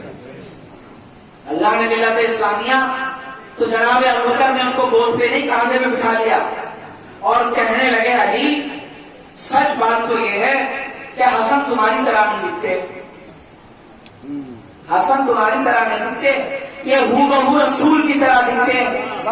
میں کہوں گا جناب ابوبکر قرآن خود کہہ رہا ابنانا و ابناکم، تم اپنے بیٹے آؤ ہم اپنے بیٹے آئیں گے. جب اعلان ہوا تو رسول نے حسن اور حسین کو لے کر گئے تھے. تو ظاہر سی بات ہے کہ یہ رسول کے بیٹے، تو جب رسول کے بیٹے تو شبیہ بھی رسول کی ہوگی، جب رسول کے بیٹے ہیں تو شباہت بھی رسول کی ہوگی. اللہ اکبر. ازدان ملت اسلامیہ ہر تاریخ میں تمام روایات میں آپ پڑھ رہے ہیں صحابہ رسول کا ادب و احترام اہل بیت کے لیے. حضرت عمر کی اتنی بڑی حکومت میں بھی مصروفیت کے باوجود بھی حضرت عمر نے ان کے حقوق کو ادا کرنے میں کوئی کمی نہیں کی. اور ایک دفعہ جب مال غنیمت آیا تو وہ سارا مال اور کپڑے کرتے یہ سب تقسیم کر دیے، اور جناب حسن اور حسین کو بھی، دونوں شہزادوں کو بھی ملا، مگر جو کوالٹی تھی کپڑوں کی وہ اتنی اچھی نہیں تھی. تو جب شہزادوں نے وہ کپڑے پہنے تو جناب عمر نے پوچھا کہ کیا یہ وہی کپڑے ہیں جو آئے تھے جو ہم نے تقسیم کیے؟ تو لوگوں نے کہا کہ ہاں یہ وہی کپڑے. تو فوراً اسی وقت اس زمانے کے گورنر کو خط لکھا تحریر کے، اور عمر نے کہا کہ سنو شہزادوں کے لیے تو اعلیٰ اور بہترین اور نفیس کپڑے خرید کر بھیجو، اس لیے کہ حسنین کریمین یہ جنتی نوجوانوں کے سردار ہیں، اور سردار ایسے معمولی کپڑے نہیں پہنتے. تو جو کپڑے لا کر دیے ہیں حضرت عمر نے تو اللہ نے ملت اسلامیہ نفیس کپڑے خیال رکھا ہے عمر. سمجھ رہے ہیں آپ؟ اللہ اکبر. ایسا خیال رکھا. یہ ساری باتیں اہل سنت کی روایات میں ہے، ساری باتیں. اور ایسا خیال رکھا کہ ایک دفعہ جب مال اور دولت آئی، توجہ میری طرف، جب مال اور دولت آیا تو حضرت عمر نے ایک سسٹم بنایا کہ سب سے پہلے یہ مال اور دولت ان لوگوں کو تقسیم کیا جائے گا جو نسب میں اور مرتبے میں بڑے ہیں. نسب اور مرتبے میں بڑے لوگوں کی پہلے ایک لسٹ بنائی. اس میں لسٹ کے اندر رسول اللہ کے خاندان کے لوگوں کا نام پہلے لکھا. اس میں علی کا نام، عباس کا نام، یہ سارے نام جو ہیں بنو ہاشم کے پہلے لکھے، اور اس کے بعد میں بدر والوں کے، پھر اوہر والوں کے، اور تقسیم کرتے رہے. تو جو اعلیٰ درجے کے جو بڑے بڑے لوگ تھے تو جناب عمر نے کہا کہ خبردار اس میں حسنین چھوٹنا نہ پائے، حسن کا بھی نام لکھ دینا اسی لسٹ میں، اور حسین کا بھی نام اسی لسٹ کے اندر لکھ دینا. اور پھر لوگ مال آئے تو پہلے وہاں تقسیم کیے. تو ان کے بیٹے نے دیکھا کہ مجھے 500 ملے، حسن کو 1000 اور حسین کو 1000. تو یہ تو سمجھ میں نہیں آئی بات. جہاد پر میں گیا، میں نے لڑائی کی، میں نے تلوار بازی کی، اور عمر میں بھی ان سے ذرا بڑا ہوں، مجھے تجربہ زیادہ، میں نے لڑائیاں زیادہ کی ہے. تو یہ اپنے ابا کے پاس پہنچ گئے حضرت عمر کے پاس. تو حضرت عمر سے کہا کہ ابا جان بات سمجھ میں نہیں آئی کہ یہ 1000 اور میں 500. تب عمر نے پلٹ کے صرف ایک کہا، کیا تیرا باپ اس کے باپ کی طرح ہے؟ کیا تیری ماں اس کے ماں کی طرح ہے؟ سمجھ رہے ہیں؟ کیا تیری خالائیں اس کے خالاؤں کی طرح ہے؟ اگر ہے تو پھر بات کر. تو اللہ نے ملت اسلامیہ تب عبداللہ ابن عمر کو بات سمجھ میں آئی کہ دنیا میں چاہے کوئی کتنا بھی بڑے باپ کا بیٹا ہو، علی کے برابر کبھی نہیں ہو سکتا. اللہ نے ملا کہ یہ جو نسبتیں ہیں نا، اس کا ان حضرات نے خیال رکھا، اور اس لحاظ اور خیال کی وجہ سے باقاعدگی کے ساتھ الحمدللہ امت نے ہمیشہ قبول کیا اور کرتی رہے گی. اللہ نے ملت اسلامیہ درے اہل بیت پر جو نظر آ جائے آپ کو، ہر وہ انسان قابل احترام، اور درے اہل بیت سے جو انسان وہاں سے ہٹ جائے تو اللہ ملت اسلامیہ چاہے پھر وہ کوئی بھی ہو، اس سے ہمارا کوئی تعلق نہیں، چاہے کتنے بھی بڑے باپ کا بیٹا ہو، چاہے کتنا بھی تقویٰ گزار ہو، پرہیزگار ہو، اللہ نے ملت اسلامیہ سے پھر ہمارا کوئی لینا دینا نہیں ہے۔ لیکن ہائے افسوس، تمام تر فضیلتوں کے باوجود اللہ کے نبی نے تو بہت بڑی بات کہہ دی اور فرمایا کہ اے اللہ، حسن مجھ سے، میں حسن سے، حسین مجھ سے، میں حسین سے، علی مجھ سے، میں علی سے، فاطمہ مجھ سے، میں فاطمہ سے، پوری تاریخ میں چھان ڈالیے، میں اس سے اور یہ مجھ سے صرف 5 لوگوں کے لیے ملیں گے آپ کو۔ پوری روایات کے اندر صحیح الاسناد کے ساتھ اگر روایات آ رہی ہے تو ان 5 کے علاوہ آپ کو کوئی ایسا نہیں ملے گا جس کے بارے میں رسول نے یہ کہا کہ یہ مجھ سے ہے اور میں اس سے ہوں۔ کبھی رسول حسن کے لیے کہہ رہے کہ یہ حسن مجھ سے ہے، یہ میرا بیٹا ہے اور میں اس سے ہوں۔ اللہ نے ملت اسلامیہ، اور ایک دفعہ اللہ کے نبی نے دعا کرتے ہوئے کہا کہ الہی، حسن سے مجھے محبت ہے، تو بھی اس سے محبت ہے، اور جو حسن سے محبت کرے، اور اس پر جملہ نہیں ہوتا اللہ کے نبی نے کہ بات آگے بڑھا دی، ساتھ میں ایک جملہ اور جوڑ دیا۔ اللہ کے نبی نے کہا یا اللہ، حسن سے میں محبت کرتا ہوں، تو بھی حسن سے محبت کر، اور جو حسن سے محبت کرے اور اس کے باپ اور اس کی ماں سے بھی محبت کرے۔ پتا چلا کہ حسن کی محبت ادھوری ہے جب تک علی اور زہرا اس میں شامل نہ ہو۔ تو بھی ان سے محبت کر، اور جو ان کے دشمن ہیں وہ میرے دشمن، تو بھی ان سے دشمنی رکھ۔ عزیزان ملت اسلامیہ، امت کو اتنا سمجھانے کے باوجود، اتنی نصیحت کرنے کے باوجود بھی پھر وہی کھیل کھیلا جو اس کو نہیں کھیلنا چاہیے تھا۔ تعجب کی بات ہے، شرابی اور آوارہ لوگوں کو کہا امیر المومنین۔ امیر المومنین کے لقب کا مطلب ہوتا ہے مومنوں کا امیر۔ کبھی یزید کے بارے میں جملے ملیں گے یہ امیر المومنین ہے، کبھی مروان جیسے منحوس کے لیے جملے ملیں گے یہ امیر المومنین ہے۔ عزیزان ملت اسلامیہ، کبھی ہشام اور کبھی ملک کے بارے میں ملے گا کہ یہ امیر المومنین ہے۔ جب آپ ایسے آوارہ گنڈے اور بدماشوں کو امیر المومنین کہیں گے تو دنیا پریشان تو ہوگی کہ جب ان کا امیر ایسا ہے تو پھر ان کے ماننے والے کیسے رہیں گے؟ سمجھ رہے ہیں آپ؟ عزیزان ملت اسلامیہ، ہمارا امیر حسین ہے، ہمارا امیر حسن ہے، ہمارا امیر علی ہے۔ عزیزان ملت اسلامی، اتنا سمجھانے کے باوجود بھی امت نے چالاکی کی۔ اس وقت پہلی چالاکی یہ کی کہ کہا کہ دیکھو صاحب، حسن بہت نرم دل آدمی تھے، ہمیشہ صلح کر لیا کرتے تھے، سمجھ رہے؟ وہ لڑتے لڑتے کچھ نہیں تھے۔ حسین کے اندر لڑنے کی عادت تھی، وہ لڑتے تھے، اسی لیے دیکھو حسن نے صلح کر لی اور حسین نے لڑائی کی۔ اللہ ملت اسلامیہ، ہم کہیں گے آپ سے کہ اگر آپ کو حسن کی بہادری دیکھنی ہے تو صفین میں آئیے، پھر دیکھیے کہ علی کے بیٹے کے تلوار کے نیچے کون کون آ رہا ہے۔ آپ جمل میں آ جائیے اور دیکھیے کہ کیا حسن وہاں جوہر دکھا رہے ہیں، کبھی خوارج کو مارتے ہوئے نظر آ رہے ہیں۔ ارے یہ بہادر باپ کا بیٹا ہے، صلح پسند نہیں، یہ بہادر باپ کی اولادیں ہیں۔ عزیزان ملت اسلامیہ، ان کے کیریکٹر کو خراب کرنے کے لیے یہ بات رکھی گئی اور کہا کہ دیکھو صاحب، یہ ہمیشہ صلح کرتے تھے اور شادیاں کرتے تھے۔ بھائی شادی کرنا کوئی بری بات نہیں ہے، نکاح ہونا چاہیے، بالکل ہونا چاہیے، اسلام نے اجازت دے رکھی ہے۔ ایک وقت میں 4 بیویوں کو سیم ویسا ہی کھلا پلا اور اڑا سکتے ہو تو کرو۔ ہمارے نوجوان کہتے ہیں نا بھائی اسلام میں تو بھائی 4 کی اجازت ہے، مگر اس وقت پیارے جیسا سلوک تو پہلی کے ساتھ کر رہا ہے سیم سلوک تو چوتھی کے ساتھ بھی کرے۔ سمجھ رہے ہیں؟ پہلی والی کو لا کر دے سونا اور دوسری والی کو آپ لا کر دیں چاندی، تیسری والی کو آپ لا کر دیں بینٹیکس کے بنے ہوئے نکلی زیورات، اور چوتھی کے اوپر آپ ظلم کریں، اس کی اجازت نہیں۔ تو شادی میں ممانعت نہیں ہے، لیکن انہوں نے کہا کہ کام کرو، حسن کے بارے میں یہ بات پھیلا دو کہ حسن ابن علی صاحب بہت نکاح کرتے تھے کثرت سے. تو جھوٹے مکار راویوں نے لکھا کہ حسن ابن علی نے 300 نکاح کیے، ایک نے لکھا 200 نکاح کیے، ایک نے لکھا 100 نکاح کیے. صاحب آپ رسول کی اولاد کی زندگی لکھ رہے ہیں.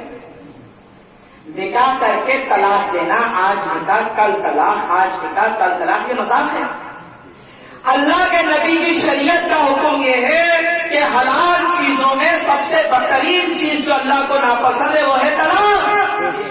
ارے نادان ظالم، حسن کی سیرت لکھتے وقت جب تم نے یہ جملے لکھے کہ حسن 100 نکاح کر کے طلاق پہ طلاق دیتے تھے، تو شاید یہ بھول گیا کہ حسن وہ ہے جس کے گھر میں وحی نازل ہوتی ہے اور رسول کی اولاد ہے، اور رسول کا حکم یہ ہے کہ حلال چیزوں میں سب سے ناپسندیدہ چیز طلاق ہے. تو جو چیز ناپسندیدہ ہو وہ رسول کا بیٹا کیسے کر لے؟ تو جو چیز ناپسندیدہ ہو وہ رسول کا بیٹا کیوں کرے؟ تو 100 شادی کی، 200 شادی کی، 300 شادی کے ساتھ شادیاں کرتے تھے، طلاق دیتے تھے. مقصد صرف یہ تھا کہ لوگوں کو بتا دیں کہ حسن میدان کا آدمی نہیں ہے، حسن صرف عورتوں سے نکاح کرنا جانتا ہے. یاد رکھیے یہ تاریخ کا جھوٹ ہے، ورنہ اصل حقیقت یہ ہے کہ حسن ابن علی نے صرف نکاح کیے ہیں 9 شادیاں ہیں آپ کی، اور دوسرے اولادیں ہیں.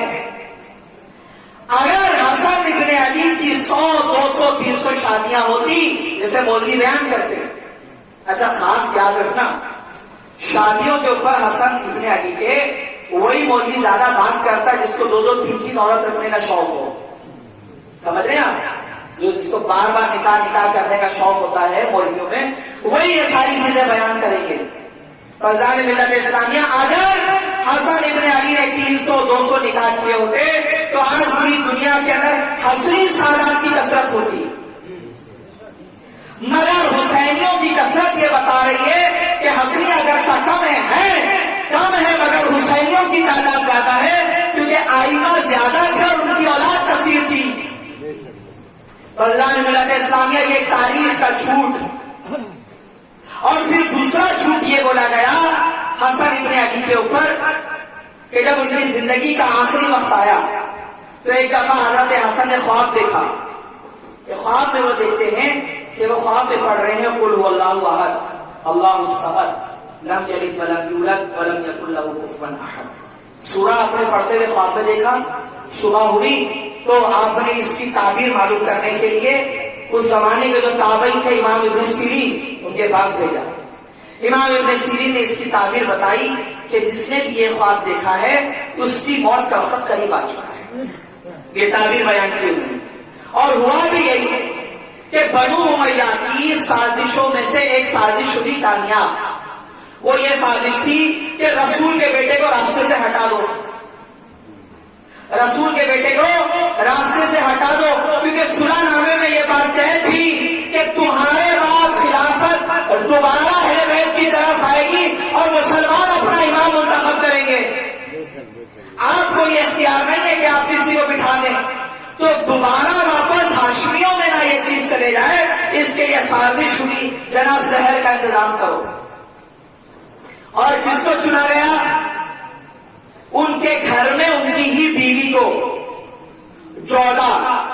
مجھے افسوس ہے میں نے بڑے بڑے عالموں کو پڑھا، اچھے ماضی قریب کے بھی، جن کے تقوی پرہیزگاری پر لوگ بیان کرتے ہیں کہ صاحب یہ تھا وہ تھا، ایسے ماہر تھے، فلانے تھے، یہ تھے وہ تھے. جب اس مسئلے پر قلم اٹھایا تو کہا نہیں صاحب اس میں بیوی کا کوئی لینا دینا نہیں. تو آپ کا کیا رشتہ ہے 14 بنت اشعث سے؟ آپ کا کیا رشتہ ہے کہ آپ ان کو سپورٹ کرتے چلے جا رہے ہیں؟ ورنہ اہل سنت کے تمام مورخین اور محدثین نے یہ بات بیان کی ہے کہ آپ کو جو زہر دیا گیا تھا وہ آپ کی بیوی نے ہی دیا، اور اس زہر کی وجہ سے آپ کی شہادت ہوئی. عزیزان ملت اسلامیہ، شہادت اس خاندان کی ایک یوں سمجھ لیجیے گا کہ در امتیاز، اس خاندان کا ہر فرد شہید. اس خاندان میں شہادت ایک نعمت، یہاں ہر کوئی اللہ کی راہ میں اپنی جانیں دے۔ یاد رکھیے گا حسن ابن علی کا ایک بیٹا ہے جو کربلا میں بچ گیا، دنیا جس کو حسن مصنع کے نام سے جانتی ہے۔ یہ چھوٹے تھے، زخمی ہوئے مگر مارے نہیں گئے۔ نتیجہ یہ ہوا کہ جب بعد میں خیمے لوٹے تو سب کو جب اریسٹ کر لیا گیا، قیدی بنایا گیا، تو آپ بھی بحیثیت قیدی بن کر ملک شام پہنچے اور دربار یزید کے بعد جب دوبارہ مدینہ آئے اور اس لائق ہو گئے کہ نکاح کرنا چاہیے، تب حسن ابن علی کے بیٹے حسن مصنع نے جو نکاح کیا وہ کس سے کیا؟ حسین ابن علی کی بیٹی جسے آپ مدینے میں چھوڑ آئے، جناب فاطمہ الزہرا۔ سمجھ رہے آپ؟ جب یہ دو رشتے ملے، حسن کا بیٹا حسن مصنع اور حسین کی بیٹی فاطمہ الزہرا، یہ جب آپس میں ملے، ان کے نکاح ہوئے، تو ان سے جو اولاد دنیا میں آئی وہ کہلائی عبداللہ المحض۔ عبداللہ المحض سے پھر جو سلسلہ امامت اور ولایت چلتا رہا، تب آپ دیکھیں گے کہ انہی کی نسل میں آپ کو ملیں گے شہنشاہ بغداد حضور غوث پاک شیخ عبد القادر جیلانی رحمۃ اللہ تعالی علیہ۔ یہ حسن کے بیٹے ہیں۔ اللہ نے ملت اسلامیہ حسن مصنع، ان کا اپنا ایک الگ مقام، ان کی اپنی ایک الگ خوبصورتی۔ عبداللہ ابن المحض کے بارے میں لکھا ہے کہ یہ اتنے حسین اور خوبصورت ہے، میں حسن کے بیٹوں کی بات کر رہا ہوں جن سے نسلیں چلی ہے، اللہ نے ایسا حسین اور خوبصورت ان کو بنایا کہ یہ ہمیشہ اپنے چہرے کے اوپر پٹا لے رہتے تھے، ہمیشہ نقاب اور ہمیشہ نقاب پوش رہتے تھے عبداللہ المحض، کیونکہ چہرے کے اندر وہ نور، وہ جلالت اور وہ کیفیت تھی عزیزان ملت اسلامیہ کہ جو دیکھ لیتا بس وہ دیکھتے رہتا۔ اگر راستے سے گزر جائیں عبداللہ المحض اور لوگ اگر دیکھنے لگ جائیں تو جناب علی پھر وہ صرف دیکھتے ہی رہتے تھے، اپنا سارا کام چھوڑ دیا کرتے تھے۔ اللہ نے ایسی خوبصورتی عطا فرمائی۔ اور المحض عربی میں کہتے ہیں خالص پیور، یعنی جس کے نسب میں کوئی ملاوٹ نہ ہو اور بالکل صاف ستھری نسل چلے۔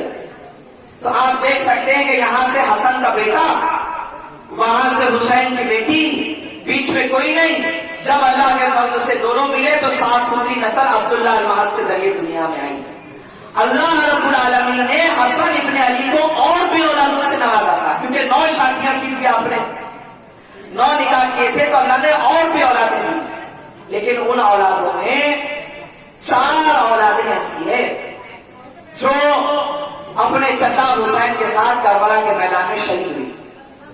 ہم جناب قاسم کی شہادت پڑھتے ہیں، اس کی وجہ یہ ہے کہ قاسم کی شہادت سب سے دردناک ہے، اتنی دردناک ہے کہ جب مورخین نے لکھا بھی نا تو وہ کہتے ہیں کہ ہمارے قلم ساتھ نہیں دیتے کہ ہم جملے لکھیں کیسے، ایسی دردناک شہادت جناب قاسم۔ حسن کے اور بھی بیٹے ہیں کربلا میں حسین کے ساتھ جنہوں نے اپنی قربانیاں دی ہے اللہ کی راہ۔ ایک نام ہے ابو بکر، حسن کا بیٹا ابو بکر، یہ نام ہے۔ اچھا یہ نام ایسا نام ہے کہ جو انکار کرتے رہتے ہیں رات دن وہ بھی اس سے جان نہ چھڑا سکے، وہ بھی اس سے جان نہ چھڑا سکے۔ آخر ماننا پڑا کہ حسن نے ابو بکر نام رکھا، پتا یہ چلا کہ حسن نے ابو بکر نام رکھ کے بتا دیا کہ یہ وہ لوگ ہیں جنہوں نے ہمیشہ اہل بیت کی عزت قدر کی۔ ابو بکر ابن حسن یہ ایک اولاد ہے جو کربلا میں شہید ہوئی۔ ایک بیٹا ہے حسن کا جس کا نام ہے احمد ابن حسن، یہ بھی شہید ہوئے۔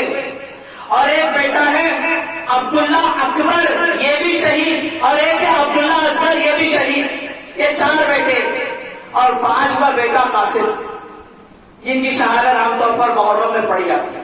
لیکن اللہ نے ملت اسلامیہ میں جناب قاسم کی شہادت پر اختتام کرنے جا رہا ہوں، لیکن ان کی شہادت کے بارے میں ہلکی سی بات کروں آپ کے ساتھ۔ شہادتوں کا جب سلسلہ شروع ہوا تو جب ساتھیوں نے اپنی اپنی شہادتیں پیش کر دی تو اب باری آئی اہل بیت کی۔ تب اہل بیت جو ہے وہ اللہ کی راہ میں اس کے دین کی سربلندی کے لیے آگے جا رہے ہیں۔ فیضان ملت اسلامیہ کلیجے پہ پتھر رکھ کے حسین ابن علی نے اپنے بھائی کے نشانیوں کو اجازت دی کہ تم میدان میں لو، کلیجے پہ پتھر۔ جب جہاد شروع ہوا تو حضرت احمد ابن حسن نے، حسن کے بیٹے، اجازت مانگی۔ امام نے بھیگی ہوئی آنکھوں سے اجازت دی، کہا بیٹے جاؤ، کیونکہ امام جانتے تھے کہ شہادتیں طے ہے آج کے لیے، روک نہیں سکتے خیموں میں۔ امام نے دے دی اجازت، کا جاؤ۔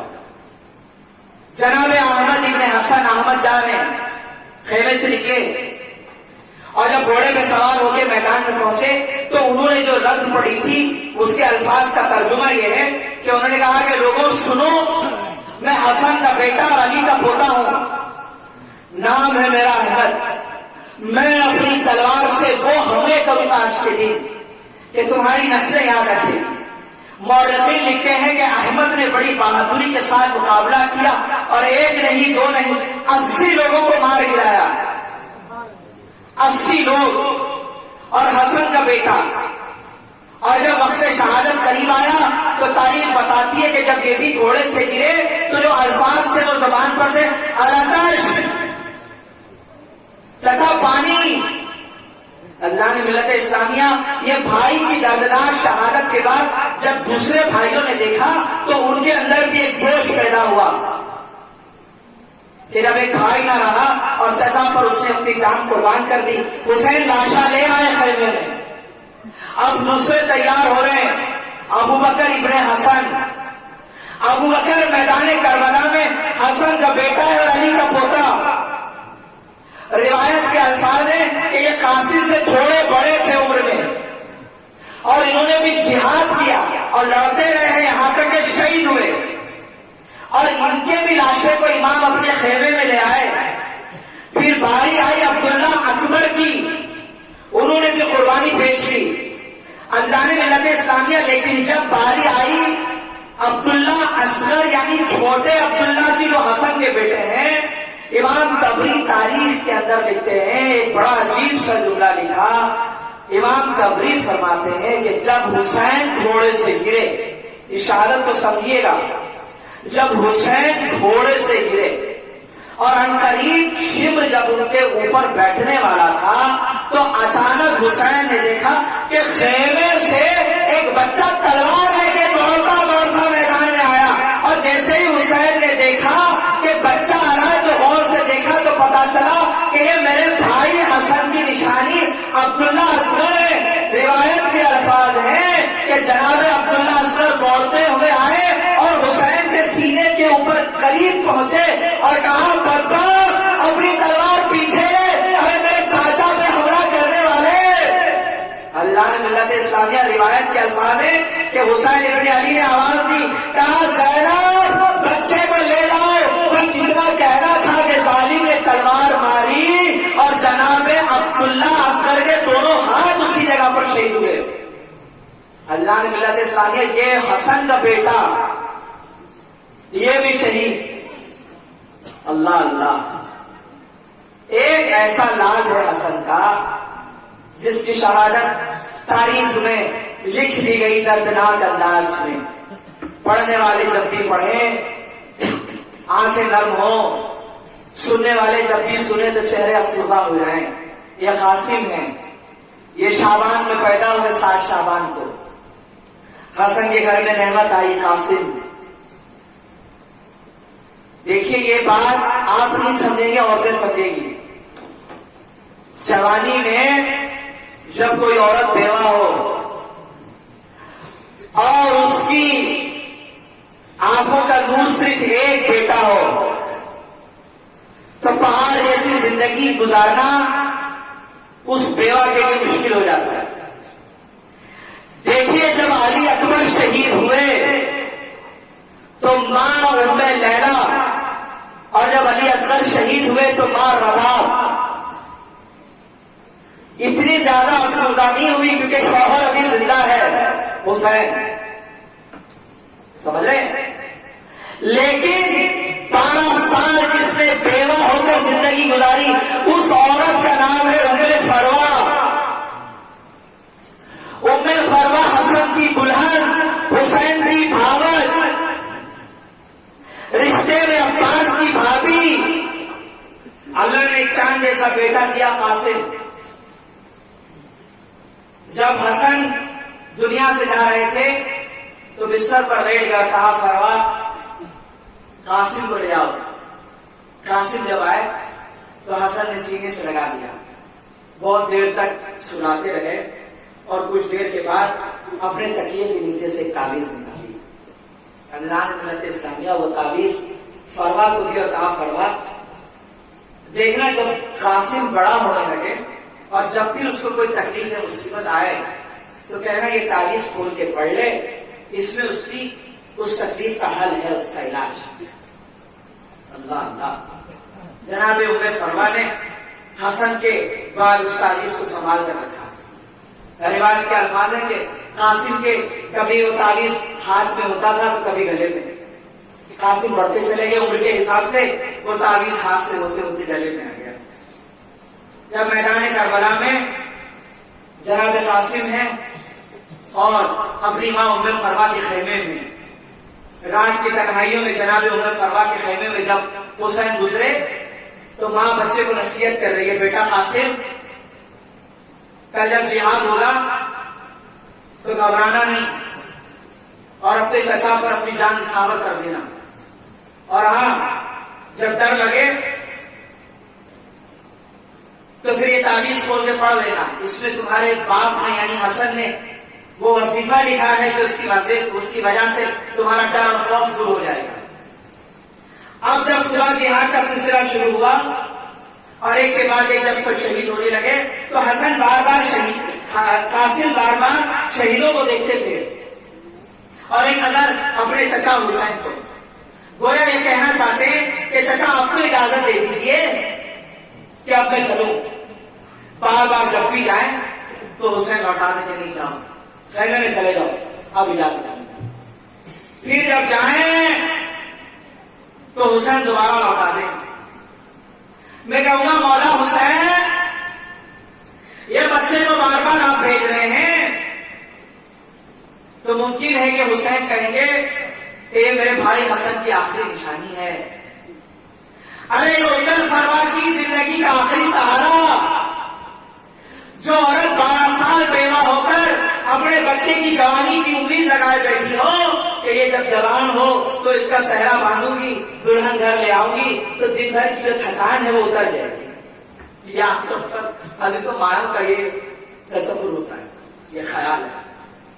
उम्मे फरवा ने भी ऐसे ही सोचा था कासिम के लिए। खूबसूरत और हसीन था और इनकी खूबसूरती और इनके हुस्न का जिक्र तो मैदानी करबला में यजीद के फौजियों ने किया। तारीख बताती है एक दफा कासिम गए अपने चचा के पास, कहा चचा आप इजाजत दे दीजिए। हुसैन ने कहा बेटा इजाजत नहीं। कासिम ने खत पढ़ लिया, उसमें लिखा हुआ था कि यह खत है भाई हसन की तरफ से हुसैन के नाम, बिस्मिल्लाहिर्रहमानिर्रहीम। भैया हुसैन ये कासिम मेरे आंखों का नूर, अरे उम्मे फरवा की जिंदगी का अरे आखिरी सहारा। भैया जब करबला में जाना तो जब कासिम तुमसे इजाजत देने आए तो यूं समझना कि ये मेरी तरफ से ये मैं हदिया भेज रहा हूं, इसे कबूल फरमा लीजिए।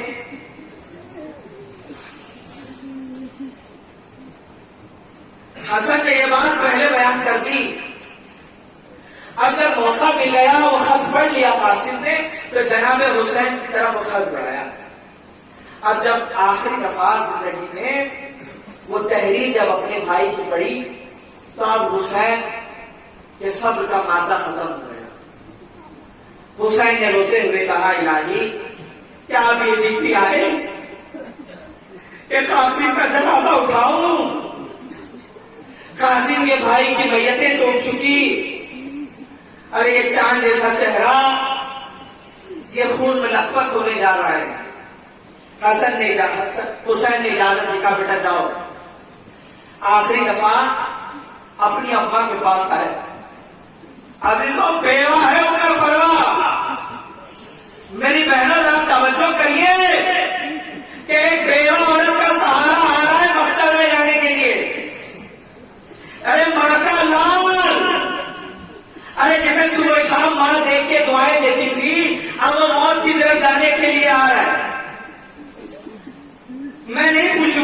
سروا ایسا کون سا کلیجہ تھا کہ حسن کی نشانی کو بھیج رہے ہو؟ ارے اتنے بچے جو تمہارے اولادے ہیں، حسن کی نشانیاں سب گئے، جب لوٹے تو سب ذبح ہو چکے تھے، ایک قاسم باقی ہیں۔ اللہ اللہ سلام ام فرما پر، ام فرما نے امامہ باندھا اپنے ہاتھ سے اور ایک تلوار دکھا، بیٹا جاؤ سلام، اب ملیں گے میدان محشر میں۔ ہمت کے ساتھ جب قاسم باہر نکلے تو تاریخ بتاتی ہے، یزیدی نے روایت کیا کہ میں نے ایک نوجوان بچہ دیکھا، جب وہ خیمے سے نکلا تو چہرہ اتنا چمکیلا تھا، مانو ایسا لگتا تھا جیسے آسمان کے بادلوں میں سے کوئی چاند نکل آیا۔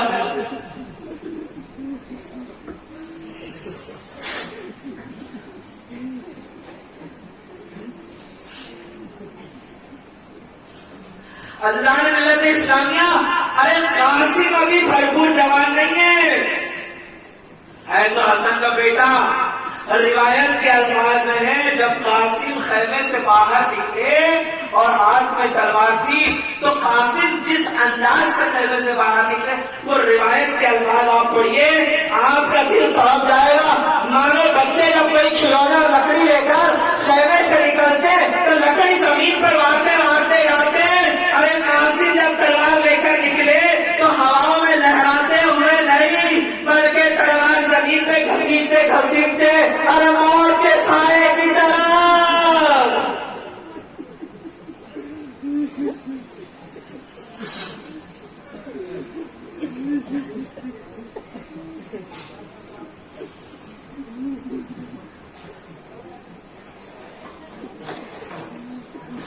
عزیزوں، ابھی حسن کا چراغ میدان کربلا میں مختلف باتیں تاریخ میں ہے، لیکن اب قاسم نے جہاد شروع کیا، لڑے بہادری کے ساتھ، مارتے رہے، لڑتے رہے، مارتے رہے اور جتنوں کو مارنا تھا مار ڈالا۔ اللہ نے ملت اسلامیہ، پھر ایک وقت ایسا بھی آیا کہ یزیدی لشکر سے آواز آئی، ارے یہ ہے نوجوان، یہ اتنی آسانی سے ڈھیر نہیں ہوگا، یہ علی کی اولاد ہے، ایک ساتھ حملے کر دو۔ اللہ جب آواز آئی، ارے حسن کے یتیم پر کوئی گھوڑے لے کے دوڑا، ارے کوئی بھالے لے کے بیٹھا، ارے کسی نے تیر مارے، جب تیر لگے اچانک جناب قاسم گھوڑے سے زمین پر اور گرتے ہوئے آواز ہوئی، چچا حسین، ارے میری مدد کے لیے آئیے۔ ارے تب آواز حسین نے سنی، حسین خیمے میں تڑپ گئے، سیدھا خیمے سے نکل کر کربلا کے پاس۔ تاریخ بتاتی ہے عزیزوں کہ حسین کے پہنچنے سے پہلے ارے گھوڑوں نے قاسم کی لاش کو کچلا، ارے پامال ہوا قاسم کا لاشا، قاسم چھوٹا بچہ، لیکن جب گھوڑے حسین کو دیکھ کر بھاگے اور جناب حسین نے قاسم کے لاشے پر پہنچ کر دیکھا تو حسین کی آنکھوں میں آنسو تھے، اس لیے کہ جاتے وقت قاسم بچہ تھا۔ ارے جب گھوڑے کی ٹانگوں میں کچلا تو جسم کے حصے ٹوٹ ٹوٹ کر بکھر گئے۔ ارے ام فرما کا بیٹا، ارے گھوڑوں کے ٹانگوں کے نیچے، ارے اس کے ہاتھ الگ، ارے پیروں کی ہڈیاں چوچ۔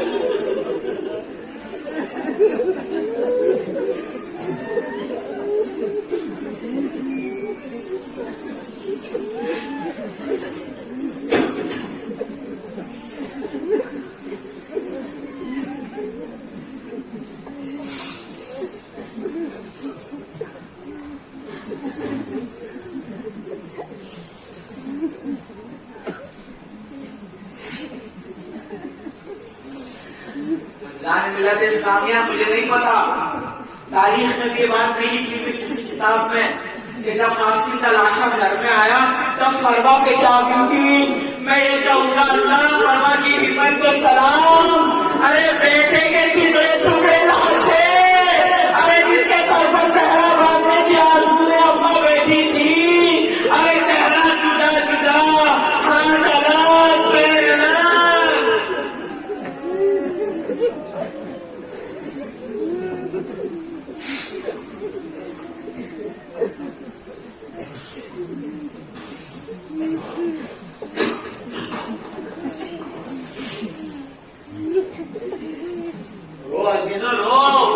آنکھوں سے نکالو آنسو. یہ حسین کے بھتیجے کے غم میں بہ رہے ہیں. ارے یہ حسین کے بھائی حسن کا یتیم ہے جو ٹاپوں کے درمیان گھسنا گیا. ارکان ملت اسلامیہ، قاسم نے اپنی شہادت پیش کر دی اور تاریخ میں اپنی شہادتیں درج کروائی. ایک دفعہ تاریخ کے الفاظ ہیں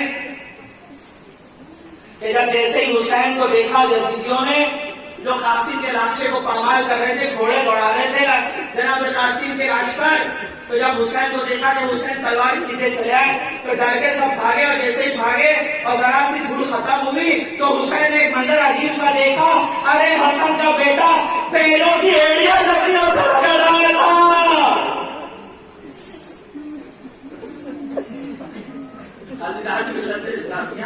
آپ سوچیے جب بچہ جس کے جسم کے اوپر گھوڑوں نے کچلا ہو اور وہ اگر انڈیا اپنی زمین پر پسر رہا ہو تو سوچ سکتے ہیں کہ کیا درد اور تکلیف ہوئی ہوگی.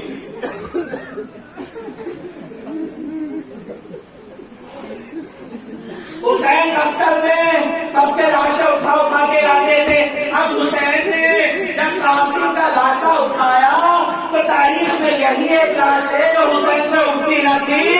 اللہ ملت اسلامی اگر قاسم کو ہاتھ سے اٹھاتے تو کبھی پیر گر جاتے. ارے اللہ کبھی پیر سے اٹھاتے تو تھوڑا گر جاتا.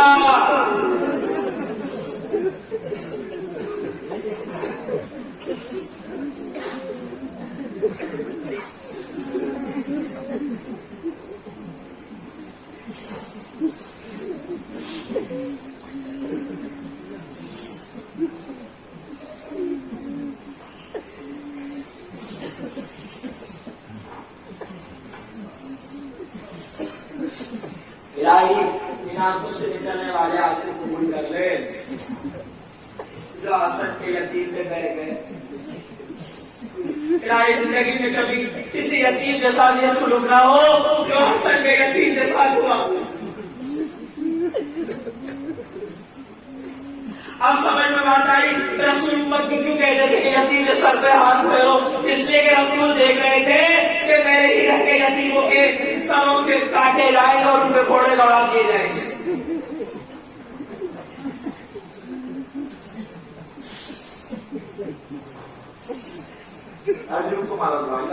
آپ کو آج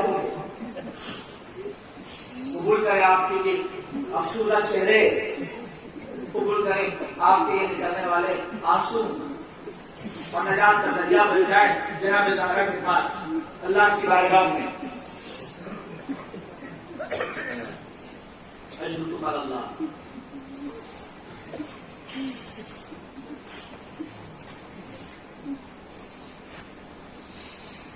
صلاۃ سلام علیکہ یا ابا عبداللہ وعلی آلک واصحابک یا ابا عبداللہ. السلام علیکہ یا قاسم ابن حسن. اللهم صل على محمد وعلى آل محمد وآله وسلم. وآخر دعوانا الحمد لله رب العالمين.